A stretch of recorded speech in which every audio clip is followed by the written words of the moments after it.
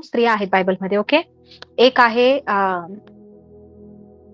जिचा नवराची ती लाडकी नाहीये, नवरा तिच्यावर प्रेम करत नाही, लेया, जी याकोबाची पहिली पसंत तर नाहीच आहे. ओके, आणि तिला काही प्रॉब्लेम नाही, physically she is all right, तिला मूलबाळ सगळं होत आहेत, परंतु तिला नवऱ्याचं प्रेम मिळत नाही आणि त्यामुळे ती दुःखी आणि ती देवाकडे काही गोष्टींसाठी प्रार्थना करते. ओके, काही गोष्टींसाठी मागतेय आणि परमेश्वर लेयाला काय सांगतो, अशा प्रकारे उत्तर देतो की परमेश्वर तिला शिकवतो काही गोष्टी, आणि ज्यावेळेस तिला चौथा मुलगा होतो त्याचं नाव ती ठेवते यहुदा किंवा जुडा, याचा अर्थ स्तुती, स्तवन. ओके, आणि त्यावेळेस ती म्हणते आता मी परमेश्वराची किंवा यहोवाची ती करेन. ती काहीतरी शिकली त्याच्यातून जाताना, त्या गोष्टींमधून ती काहीतरी शिकली.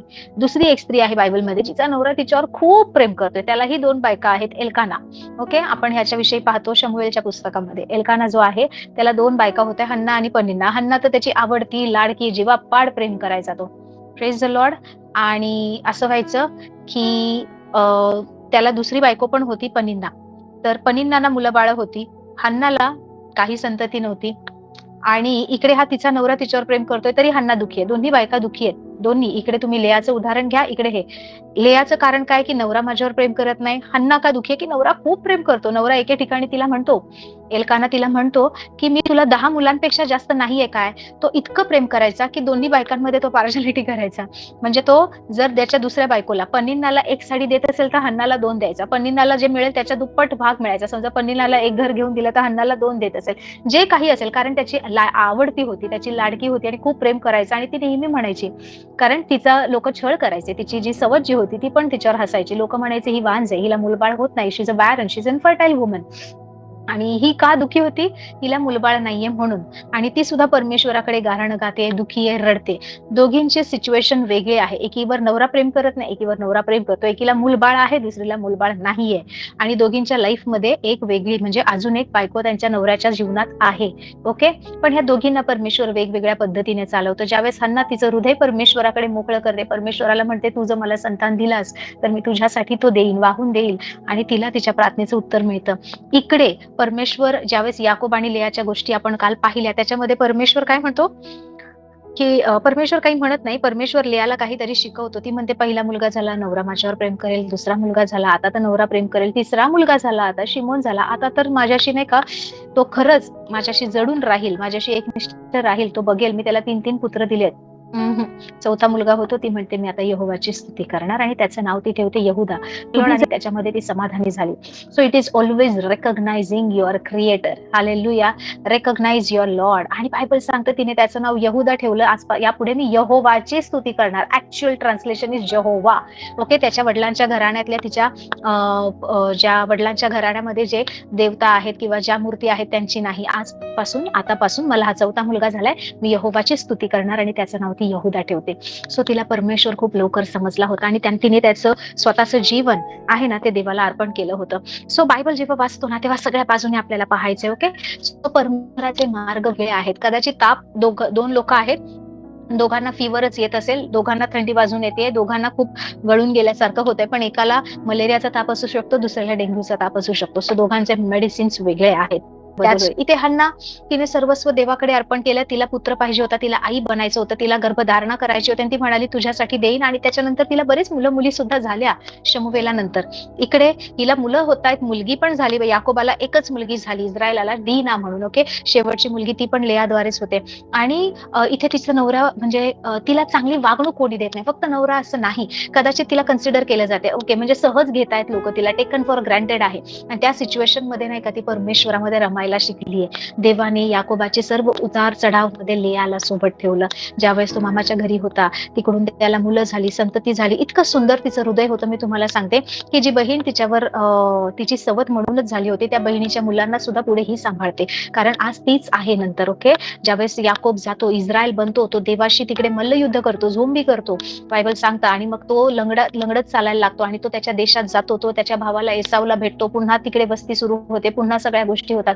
त्या आशीर्वादामध्ये, त्याच्या त्या वाढणाऱ्या गौरवामध्ये, त्या जिथे तो पुन्हा आपल्या घराण्यास जाऊन मिळतो, त्या सगळ्यामध्ये त्याच्यासोबत लेया होती. याकोबाचं ऐश्वर्य पाहायला ती होती, याकोबाची उन्नती पाहायला ती होती. So it is always God's plan. So in your problem, in your situation, in your weakness, in your failures, recognize the lord. I am telling you, this is the kingdom of God. आपण वाचूया mark याचं शुभ वर्तमान, त्याचं 1 अध्याय 1 आणि 15 वचन. Praise the Lord. Praise the Lord. Hallelujah. पहा इकडे काय झालंय माहितीये का, बायबल सांगतं की येशूने आता योहान बाप्तिस्मा करणारा जो आहे त्याच्याकडून बाप्तिस्मा घेतला. ओके, आकाशातून वाणी झाली. इकडे दिलंय, आणि लागलेच पाण्यातून वर येताना आकाश विदारले व आत्मा कबुतरासारखा आपणावर उतरत आहे असे त्याने पाहिले. तेव्हा अशी आकाशवाणी झाली की तू माझा पुत्र आहेस, मला परमप्रिय आहे, तुझ्याविषयी मी संतुष्ट आहे. Praise the lord. ही वाणी झाली, आणि त्याच्यानंतर बायबल सांगतं आत्म्याने लागलेच, जस्ट येशू ख्रिस्ताविषयी आता वाणी झाली की तू संतुष्ट केलंय, मला सगळं केलंय. आता येशू 40 दिवस उपास प्रार्थना करतोय. बायबल सांगतं आत्म्याने लागलेच येशूला रानामध्ये, म्हणजे एकटेपणामध्ये, अरण्यामध्ये किंवा वनवास आपण म्हणतो ना, तसं घालवले. आणि सैतान त्याची परीक्षा करीत असता तो अरण्यात 40 दिवस राहिला. हालेलुया. आपण परीक्षेविषयी फक्त 3 गोष्टी ऐकतो की ह्या दगडांना तू भाकरी बनव, दुसरं ह्या उंचावरून खाली उडी टाक, आणि हे जगातलं सगळं ऐश्वर्य मी तुला देईल, मला नमन कर. परंतु 40 दिवस बायबल सांगतो okay, his fasting and prayer was going, आणि तिकडे 40 दिवस सैतान त्याची परीक्षा पाहतोय, कुठे ह्याला पाडू, कुठे हे करू. Praise the Lord. आणि रानात 40 दिवस परीक्षा, रानात 40 दिवस राहिला. बायबल सांगतं he was among the beast. Okay, इथे दिलंय पहा, तो वनपशूंमध्ये होता, म्हणजे तो एकटाच आहे, काहीच नाही असं नाही, मोठमोठे जंगली रानटी प्राणी होते, बीस्ट होते, आणि त्या सगळ्यांमध्ये होता. देवदूतांनी त्याची सेवा केली. Praise the lord. सो तिकडे सगळ्या गोष्टी होत्या ज्या आपण फेस करतो, आणि तिकडे देवदूतांचं सहाय्यही होतं जे आपल्याला सुद्धा आहे. आणि इकडे दिलंय की आता नंतर काय झालंय की योहान बाप्तिस्मा करणाऱ्याला हेरोद कपटाने धरतो. सो योहान धरला गेल्यावर केव्हा, आता इकडे नीट लक्ष द्या, टाइम बघा, प्रभू कुठल्या वेळेला काय बोलतो. योहान धरला गेल्यावर येशू गालीला जाऊन देवाच्या राज्याची सुवार्ता गाजवीत असे. ओके, आता योहान जो होता, योहान पण बाप्तिस्मा द्यायचा. कशासाठी द्यायचा? पश्चातापाचा. योहानाचा बाप्तिस्मा होता दॅट वॉज द बॅप्टिझम ऑफ रिपेंटन्स. वेगवेगळ्या प्रकारचे बाप्तिस्मे आहेत. ओके, काही लोक मरणात बाप्तिस्मा घेतात, काही अग्नीत घेतात, काही पश्चातापासाठी घेतात. आपण आता पश्चातापासाठी बाप्तिस्मा घेत नाही. ओके, सो आपण यावर शिकूया, आता कन्फ्युजन नको. सो योहान जो बाप्तिस्मा द्यायचा तो काय म्हणायचा की पश्चाताप करा, स्वर्गाचं राज्य जवळ आलं आहे, तुम्ही तुमच्या नाही का चुकीच्या गोष्टी करताय, तुम्ही एवढं वाईट वागला आहात, पश्चाताप करा. आता झाडाच्या मुळाशी कुऱ्हाड ठेवलेली आहे, जे जे झाड फळ देत नाही ते कापून आगीमध्ये टाकण्यात येणार, कारण देवाचं स्वतःचं सूप आहे, तो घेऊन सगळी जोडणी करणार आहे आणि तो साफ करणार आहे. ओके, या प्रकारे योहान घोषणा करायचा. तर तो जो बाप्तिस्मा द्यायचा तो पश्चातापासाठी होता. Yeshu he was so much obedient की तो बाप्तिस्मा येशूने घेतला. पण येशूने कोणतं पाप केलं होतं जेव्हा पश्चातापाचा बाप्तिस्मा येशूने घेतला? Praise the Lord. कधी पाप केलं येशूने? एक तरी छोटंसं मनात तरी विचारात तरी पाप केलं? तुम्ही नीट वाचा. योहान बाप्तिस्मा द्यायचा आणि येशूने बाप्तिस्मा घेतला योहानाकडून. आणि त्याच्यानंतर काय झालं, योहान धरला गेल्यावर येशू गालीला जाऊन देवाच्या राज्याची सुवार्ता गाजवू लागला. काय करू लागला? देवाच्या राज्याची सुवार्ता. सो सुवार्ता जी आहे ना, ही नेहमी एक चांगली बातमी आहे. आता इकडे येशू सांगत आहे, सुवार्ता गाजवतो येशू. काय झालंय? योहान धरला गेल्यावर येशू गालीला जाऊन देवाच्या राज्याची सुवार्ता गाजवीत असे म्हणाला, समय पूर्ण झाला आहे. काय म्हणाला? समय पूर्ण झाला आहे, देवाचं राज्य जवळ आला आहे, पश्चाताप करा, सुवार्तेवर विश्वास ठेवा. येशू पण पश्चातापाविषयी बोलला, आता तो वेगळं काहीतरी सांगतोय. Praise the lord.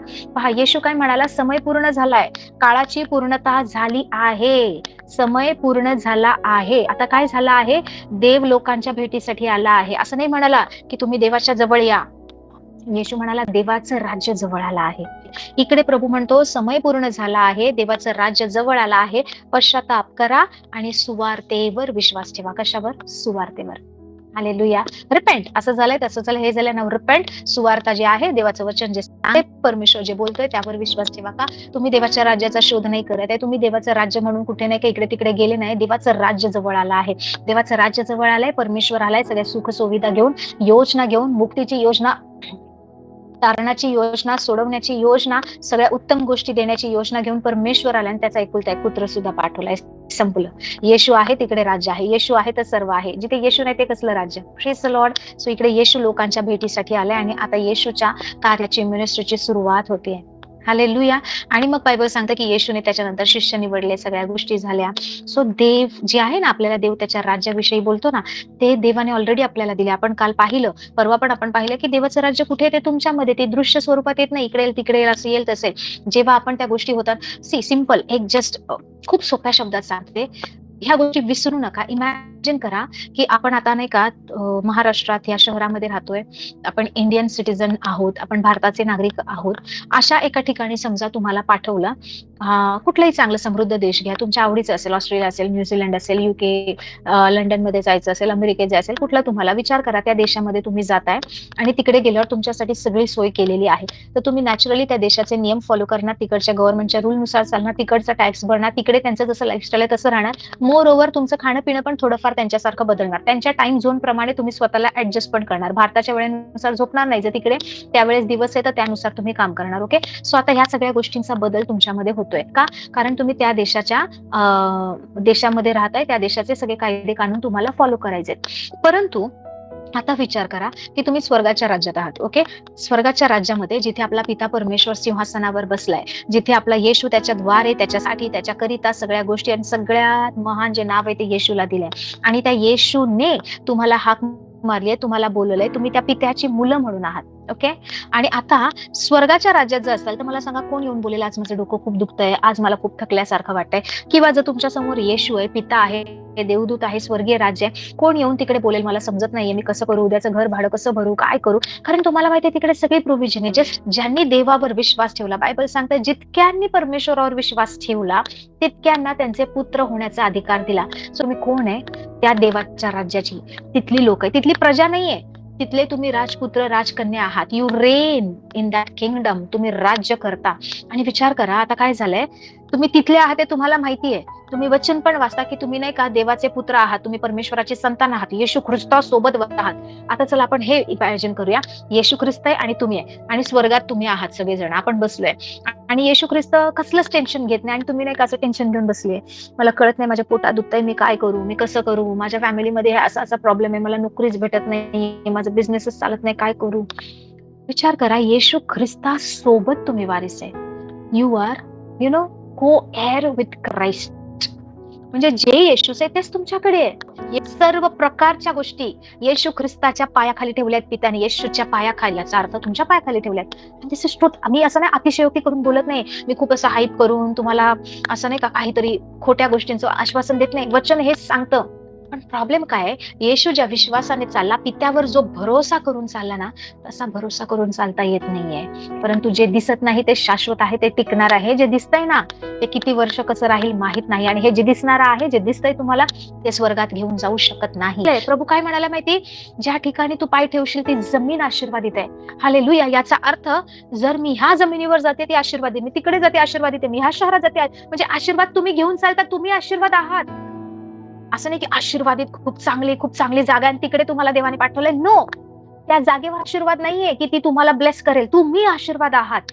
सो शुद्धीवर या, असं पाणी मारा तोंडावर, असं हे करा, शुद्धीवर या, तुम्ही कोण आहात हे समजून घ्या. If you are crying for that one simple job, then I no problem आहे. मी असं म्हणत नाहीये, मी तुम्हाला असं ते चित्र दाखवते आणि इकडच्या परिस्थितीला नाकारत नाहीये. कदाचित आज नाही का कर्ज आहे, कदाचित आज आजार आहे, कदाचित कुठल्या तरी गोष्टी अडवतायत, अडचण आहे, समस्या आहे, मी नाही म्हणत नाहीये. पण अडचण, समस्या, आजार, त्रास, जी संकट आहे, किंवा आज जे लोकांचं वागणं दिसतंय, जे रुक्षपणा आहे, ज्या वाईट गोष्टी आहेत, ते सत्य नाहीये. त्याच्याकडे पाहून तुम्ही जे सत्य आहे त्याच्यावर जर डाऊट करणार तर तुम्ही कधीच त्या परिस्थितीतून बाहेर पडणार नाही. आज ह्या प्रॉब्लेम मधून निघाल, उद्या दुसऱ्या, उद्या त्या प्रॉब्लेम मधून निघाल, तिसरा आहे. तुम्हाला त्या सत्याला ऍक्सेप्ट करून, जे बायबल सांगते, जे येशूने दाखवले की तुम्ही कुठले आहात, त्याच्यामध्ये राहून, ते स्वीकारून, त्यानुसार विचार करून ह्या परिस्थितीशी लढायचंय. कारण जिथे तुम्ही जाता ती जमीन आशीर्वादित आहे. याचा अर्थ तुमच्या पायाच्या स्पर्शाने ती जमीन आशीर्वादित होते, कारण तुम्ही देवाचे पुत्र आहात, कारण तुम्ही देवाच्या राज्याचे आहात. आज जी कमजोरी आहे ती का आहे? कारण त्या कमजोरीला माहितीये, अरे याला माहितच नाही हा कोण आहे, याला आपण उल्लू बनवू शकतो, ह्याला आपण फसवू शकतो, वी कॅन डिसीव्ह हिम. आणि ह्याच एका गोष्टीमुळे सैतानाने वर्षानुवर्ष आपले आशीर्वाद चोरी केलेत, वर्षानुवर्ष आपल्या नाही, त्याने आपल्याला बंधनामध्ये ठेवलंय. Legally you are not under any bondage. कायदेशीररित्या येशूने सर्व श्रापातून, सर्व पापातून, नियमशास्त्राच्या सर्व श्रापातून तुम्हाला सोडलं आहे. पण सैतानाला माहितीये, ह्या लोकांना माहितच नाहीये. हे लोक समजतात आम्ही किती हतबल आहे, आम्ही किती निर्बल आहे, आम्ही किती कमजोर आहे, आम्ही असं. आणि म्हणून सैतान जो श्राप तुमच्यावर काम करू शकत नाही त्याच्याद्वारे तुम्हाला बांधू शकतोय का? कारण तुम्हाला माहितच नाहीये की अधिकारी तुम्ही आहे. Praise the Lord, praise the Lord. मला एक गोष्ट तुम्हाला सांगायची वाटते. मला एक माझे हसबंड शेअर करतात, आम्हाला नेहमी सांगतात की ज्या वेळेस ते प्रभूमध्ये त्यांचं तारण झालं होतं. त्यांचे मम्मी डॅडी लहानपणापासून चर्चला जायचे, सो त्यांचं बालपण त्यांनी संडे स्कूलमध्ये घालवले, असं करत करत वाढलेत. पण त्यांचं प्रभूशी ना एकदम असं डायरेक्ट कनेक्शन नव्हतं. सुरुवातीला असताना आई वडील जबरदस्तीने नेतायत म्हणून हे चर्चला जायचे. पण ठीक आहे, त्यांना पटायचं सगळं आहे, पण देवाशी वैयक्तिक त्यांचं नातं नव्हतं माझ्या हसबंडचं. आणि असं झालं की त्या काळामध्ये पुण्यामध्ये 1990 मध्ये का 90-91 मध्ये देवाचे खूप महान, खूप मोठे सुवार्तिकाचे प्रभू सोबत आहेत, त्यांची मीटिंग झाली होती, रेनहार्ड बॉन्केची मीटिंग. आणि ती जी मीटिंग होती पुण्यामध्ये, सो त्यावेळेस खूप लोक गेले होते. म्हणजे त्या काळात सगळ्यात मोठी अशी ओपन ग्राउंड मीटिंग होती. सेंट मेरीज ग्राउंडवर मीटिंग होती सांगतात ते. आणि ते होते पावसाचे दिवस. सगळीकडून, इकडून तिकडून, वेगवेगळ्या शहरातून, कानाकोपऱ्यातून लोक आली होती. कारण रेनहार्ड बॉन्के सारखा व्यक्ती इंडियामध्ये, ते पण पुण्यामध्ये येणं. आणि हे सगळे जण गेले, खूप लोक गेले होते. ज्या वेळेस हे प्रेयर मीटिंगला गेले, माझे सासू सासरे जे आहेत त्यांनी अशा सोबत अनेक लोकांना, आजारी लोकांना, शेजाऱ्या पाजाऱ्यांना घेतलं होतं सोबत, की तिकडे चला एवढा मोठा देवाचा सेवक आला आहे. रेनहार्ड बॉन्केच्या एका मीटिंगला लाखो लोक असायचे. तुम्हाला ते लाखो. आफ्रिकेमध्ये जर कोणी संजीवन आणलंय तर हे सुरुवात यांच्यापासून झाली आहे. Praise the Lord. आणि हे फॅमिली सोबत गेलेत. आणि माझे इन-लॉज जे आहेत त्यांच्या शेजार पाजारचे लोक म्हणाले एवढा पाऊस आहे, कसं जायचं, काय करायचं. आणि माझे सासरे म्हणाले की चला तिकडे ती देवाची मीटिंग आहे, आपण तिकडे जाणार, आपण भिजणार नाही. असं म्हणून खूप लोकांना हे सुद्धा गेले होते घेऊन, ट्रेनने हे लोक गेले, मीटिंगला गेले. आणि सगळे लोक पूर्ण ग्राउंड भरले. रेनहार्ड बॉन्के तिकडे थांबले. आणि माझे हसबंड नाही का फॅमिली घेऊन गेले म्हणून बसलेत आणि पाहतायत. आतून काही तहान आणि भूक नाही, हा प्रभू माहिती आहे, जातायत आधीपासून, पण असं डायरेक्ट प्रभू सोबत काही कनेक्शन नाही. आणि त्या दिवशी इतका वादळी पाऊस होता. ओपन ग्राउंड मीटिंग आहे, असं काही हॉलमध्ये, ऑडिटोरियम मध्ये नाहीये, काही ताडपत्री टाकलेली नाही, काही नाही, मैदानात लोक बसली आहेत. आणि खूप जोरात पाऊस, खूप जोरात पाऊस, म्हणजे रस्ते भरून वाहतायत, खूप धो पाऊस पडतोय, हेवी रेन चालू आहे. आणि त्यावेळेस हे रेनहार्ड बॉन्के आले. त्यावेळेस जितके लोक होते त्या सगळ्या लोकांनी ह्या डोळ्यांनी एक मिराकल पाहिला. तो म्हणजे तो जो जेवढा ग्राउंड आहे ना, त्या ग्राउंड मध्ये पाण्याचा एक थेंब नाही, पण ग्राउंडच्या त्या भिंतीच्या बाहेर सगळीकडे जोरजोरात पाऊस पडतोय. आणि हे माझ्या हसबंडने त्यावेळेस पाहिलं.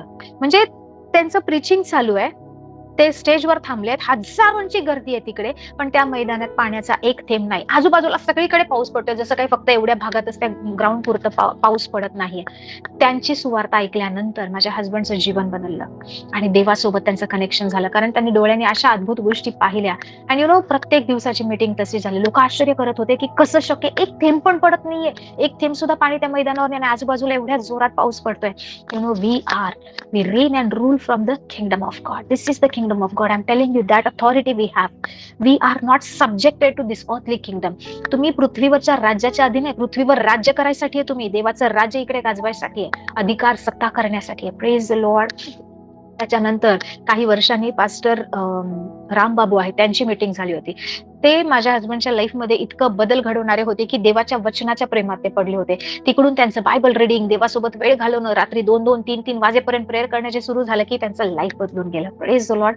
So we should have that connection, that की मला तू पाहिजे येशू. सगळे सांगतात म्हणून सगळेच जातो, चमत्कार पाहिजे म्हणून जातात, गरज आहे म्हणून जातात, पण प्रभू त्याच्यापेक्षा काहीतरी देतोय. प्रभू फक्त तुमच्या त्या आजारातून आरोग्य द्यायला आलं नाही. प्रभू फक्त तुमचं हे कर्ज मिटवण्यासाठी आला नाही. प्रभू फक्त तुम्हाला ह्या व्यसनातून सोडवायसाठी आला नाही, तर प्रभूने तुम्हाला अधिकार दिलाय. त्याची सत्ता, त्याचा अधिकार, त्याचा गौरव, त्याचं महात्म्य, त्याचं सामर्थ्य, त्याच्या राज्यातल्या सगळ्या गोष्टी, जसा तो आहे तसे तुम्ही या जगात आहात. Praise the Lord. This is the kingdom of God. आणि प्रभू हेच म्हणाला, काय खावं, काय प्यावं, काय घालावं याच्या मागे नका लागू. दिस आर स्मॉल थिंग्स. ज्याची गरज आहे पित्याला माहिती आहे, ते दिलेलं आहे. त्याचं राज्य शोधा. आणि इकडे मार्क मध्ये परमेश्वर 1:15 मध्ये तेच म्हणतो की समय पूर्ण झाला आहे, देवाचं राज्य जवळ आलं आहे, पश्चाताप करा, सुवार्तेवर विश्वास ठेवा.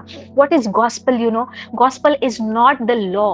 Law was saying you do this, you do that. If you are doing correct, these blessings will follow. If you are doing wrong, the curses will come upon you. Okay.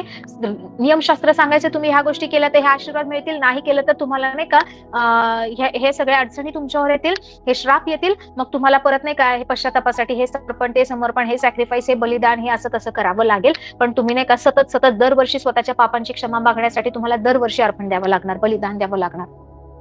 सुवार्ता काय आहे? हे सगळं पूर्ण झालंय. It is done, it is done, it is done, it is done. हे झालं आहे, ते दिलं आहे, देवाने कार्य पूर्ण केलं आहे, आरोग्य दिलंय, मुक्ती दिलीये, तारण दिलंय, उद्धार केलाय, बरकत दिली आहे, समृद्धी दिली आहे, आशीर्वाद दिलाय, सगळ्या समस्येतून सोडवलाय. ही सुवार्ता आहे आणि येशू त्याची घोषणा करतोय. येशू काय म्हणतोय? येशू करतोय.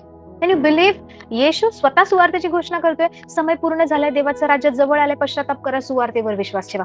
मग येशूने जशी सुवार्ता सांगितली ना तशीच सुवार्ता सांगायची, कारण ती खरी देवाच्या राज्याची सुवार्ता आहे. तुम्हाला माहिती, येशूने जी सुवार्ता सांगितली त्याच्यापेक्षा एका बेटर गॉस्पलमध्ये आपण आहोत, जे आहे कृपेची सुवार्ता, जी आपल्याला प्रेषित पौलाने त्याचं रेव्होल्युशन दिलं. कारण इकडे येशू ज्यावेळेस म्हणाला तेव्हा कार्य पूर्ण झालं नव्हतं, त्यावेळेस आपल्याला पूर्ण मुक्ती मिळाली नव्हती. तो येशूने देवाच्या राज्याची सुवार्ता सांगितली. आता आपण जे आहोत ते कृपेच्या अधीन आहोत. सो काय दिलंय ना, जसं त्या मुलाला माहित नाही की तो कोणाचा मुलगा आहे, किती संपत्ती आहे, आणि तो अज्ञानामध्ये चालतोय. आपल्याला सैतानाने त्या लबाडीत ठेवले, त्या अज्ञानात नाही चालायचंय. जर काही लोक देवावर विश्वास ठेवून अद्भुत गोष्टींमध्ये चालू शकतात, तर तुम्ही आणि मी त्याच परमेश्वराची लोक आहे. बायबल सांगतं, जसा तो आहे तसे तुम्ही या जगात आहात. योहानाच्या पत्रात लिहिले, वाचा. जसा कोण? जसा येशू आहे. येशू कसा होता? चिडचिड, भांडण, भीती, काय करू, असं करू, समोर लोक मारायला आले, मी गेले, लोकांनी नाही का हे केलं. नाही, येशू कधीच घाबरला नाही.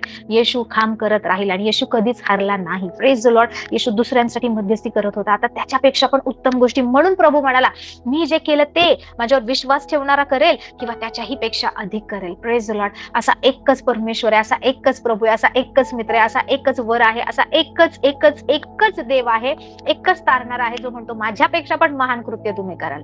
जगात कोणी बोलत नाही असं. कोणी काय चांगलं करा, माझ्या पुढे जायचं नाही. प्रत्येकाच्या जगात आहे, येस तुम्ही चांगलं राहा, सगळं, माझ्यापेक्षा पुढे जायचं नाही का? Because you can not bear that somebody is crossing you and going forward. Then that jealousy comes, comparison comes. माझ्यापेक्षा पुढे गेले, असं कसं? ते सैतानाने तसं करून ठेवलंय. पण हा येशू आहे ना, म्हणतो माझ्यापेक्षाही महान कृत्य कराल. This is the kingdom of god. So चिंता काळजी नाही करायची की काय खाऊ, कसं करू, कुठलं औषध घेऊ, कुठल्या डॉक्टरकडे जाऊ, कोणाला दाखवू, आयुर्वेदिक घेऊ का, ॲलोपॅथिक घेऊ का, सर्जरी करू का नकोच करू का, विश्वासावर उभं राहू का, किंवा मी कोणाला जाऊन दाखवू का, किंवा मी उपास प्रार्थना करू का, मी कोणाकडे पैसे मागू का, मी कुठली नोकरी करू का, मी दिवस रात्र काम करू का मी अजून दुसरीकडे काही पाहू का, मी कर्जाने पैसे काढू का, मी क्रेडिट कार्डचं लोन घेऊ का, मी कुठलं पतसंस्थेतून काढू का, मी कोणी नाही का काही मला लोन देत असतील लोक, काही लोक देतात 10%, 13%, ते घेऊ का, आता माझी खूप गरज आहे. ह्याची चिंता करू नका. हे तुम्हाला लागतंय, हे तुमच्या स्वर्गीय पित्याला माहित आहे. माहित आहे. प्रभू म्हणाला मत्ते 6:33 की तुम्हाला याची गरज आहे, हे तुमच्या पित्याला माहित आहे. तर तुम्ही काय करा, त्याचं राज्य. कारण ज्यावेळेस तुम्हाला देवाच्या राज्यामध्ये काय हे समजणार ना, माय गॉड, मागायची गरजच नाही, मागण्याची वृत्तीच राहणार नाही. तुम्ही काय करणार? मी कशाला टेन्शन घेऊ, माझा पिता आहे, त्याने सगळं केलंय. ज्या वेळेस तुम्ही त्या विश्वासाने, त्या ते विजन मधून चालणार, ते दृश्यामधून चालणार, त्या गोष्टी माइंड मध्ये ठेवून चालणार ना, तुम्हाला प्रत्येक वेळेस सोल्युशन मिळणार. मी तुम्हाला सांगते, this is the only way to walk by faith, not by sight. कुठे पाहायचंय? त्या राज्याला. कुठे चालायचंय? ह्या पृथ्वीवर. कुठे पाहायचंय? देवाच्या राज्याकडे. काय करायचंय? पृथ्वीवर काम करायचंय. आपलं कोण आहे? आपलं मार्गदर्शक कोण आहे? आपलं नाही का रोल मॉडेल, आपलं आयडल कोण आहे? येशू ख्रिस्त, तो वधस्तंभ. त्या वधस्तंभावर काय दिलं हे पाहायचंय. आता तुम्ही कोण आहात? तुम्ही ख्रिस्त येशू मध्ये आहात. तुम्ही कोण आहात? देवाची संतान आहात. तुम्ही कोण आहात? परमेश्वराच्या राज्याची, अधिकाराची लोक आहात. सत्ता करण्यासाठी प्रभूने बोलवलंय. इकडे कसं तरी प्रभूकडे स्वर्गात जाईपर्यंत कसं तरी आपलं तडफडत जीवन जगायसाठी नाही बोलवलंय. Praise the Lord. इकडे स्वर्गात प्रॉस्पेरिटी म्हणून काय करणार मला सांगा. समजा उन्नती, prosperity is not only money. Prosperity म्हणजे समृद्धी, म्हणजे सगळ्या गोष्टींची मुबलकता. खाणं पिणं म्हणा, चालणं फिरणं, विचारांमध्ये, फॅमिलीमध्ये, सगळ्या आनंदामध्ये. स्वर्गात काय करणार? तिकडे कोण आहे? तिकडे कुठलं दुःख आहे? तिकडे काय त्रास आहे? नाही. प्रभू ज्यावेळेस म्हणाला ना, तेव्हा तो या राज्याबद्दल बोलत होता. आपण पाहिलं, मी तुम्हाला शिकवलं होतं की परमेश्वराने त्याचं ते राज्य पृथ्वीवर वाढवलं आणि मग त्याने आपल्याला अधिकारी, आपल्याला राजे म्हणून, आपल्याला किंग्ज म्हणून इकडे ठेवलंय. Hallelujah, praise the lord. So रोज मी एकच गोष्ट सांगते, सैतान विचार टाकणार, परिस्थिती तुमच्याशी बोलणार, अडचण येणार आणि सांगणार की तुझ्या लाईफमध्ये काहीच चांगलं घडत नाही. आजार येणार आणि बोलणार, तू तर ना ह्या आजारामध्ये सगळं गमावणार आहे.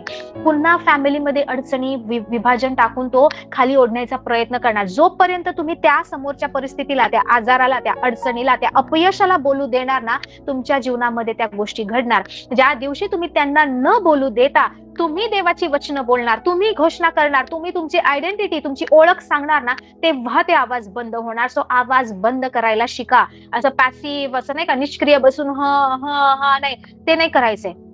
हा प्रभू, येस लॉर्ड, फक्त देवाच्या उपस्थितीत, बाकी सगळीकडे माझा आहे का, मी कोण आहे.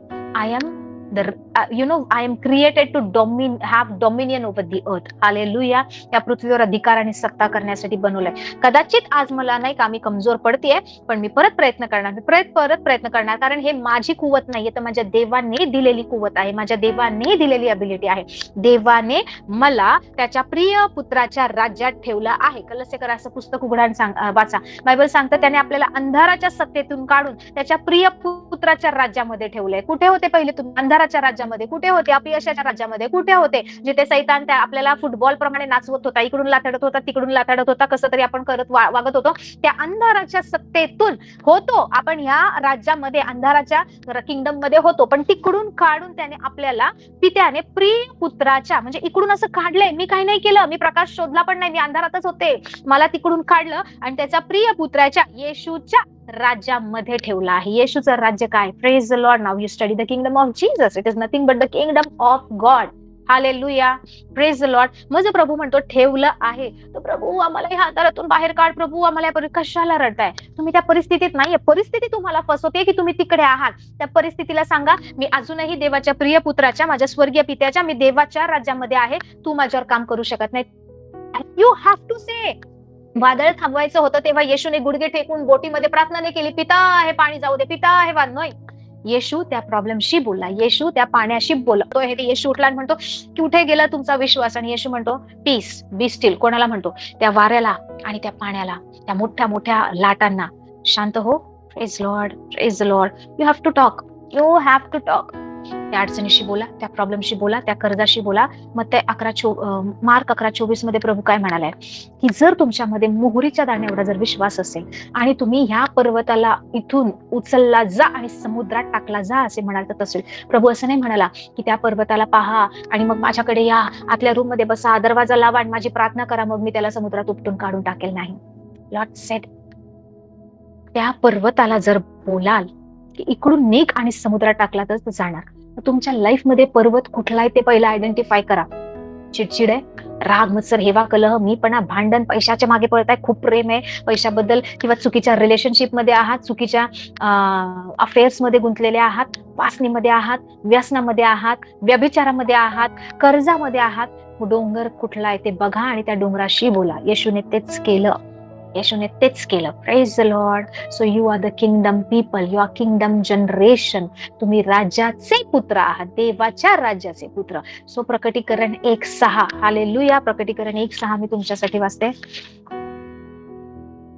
आणि विश्वासू साक्षी, मेलेल्यांमधून प्रथम जन्मलेला व पृथ्वीवरील राजांचा अधिपती येशू ख्रिस्त याचपासून तुम्हास कृपा व शांती ही असोत, जो आपल्यावर प्रीती करतो, ज्याने स्वरुधिकाराने आम्हाला आपल्या पातकापासून मुक्त केले. हालेलुया. काय? ज्याने, कोणी? जो येशू ख्रिस्त याचपासून कृपा व शांती असो, आणि जो आपल्यावर प्रीती करतो, आपला जो पिता आहे, जो आपल्यावर प्रीती करतो, ज्याने स्वतः त्याच्या अधिकाराने, स्वरुधिकाराने तुम्हाला आणि मला आपल्या पापापासून मुक्त केलंय. आपण पापांचा पश्चाताप केला, आपण पापांचं प्रायश्चित्त केलं नाही, त्याने मुक्त केलं ह्या पापातून. बायबल सांगते आपल्या पातकांपासून मुक्त केले आणि आपल्याला काय केलं? राज्य आणि आपल्या देवपित्यासाठी याजक असं केलंय. Hallelujah. You are kings and priest. So without word it's not possible. हे जे वचन आहे, हे जे आपलं बायबल आहे, हे जे वचन आहे ना, याच्या सहाय्यावर ही पृथ्वी आजपर्यंत ढळली नाही, सूर्य त्याचा मार्ग विसरला नाही, का जास्त वेळ झोपून राहिला नाही. Praise the Lord. करोडो वर्षापासून ह्या गोष्टी चालू आहेत. हे वचन अपयशी करणार नाही, नाही, शक्यच नाही. Praise the lord. So change your thinking. Hallelujah. Praise the Lord.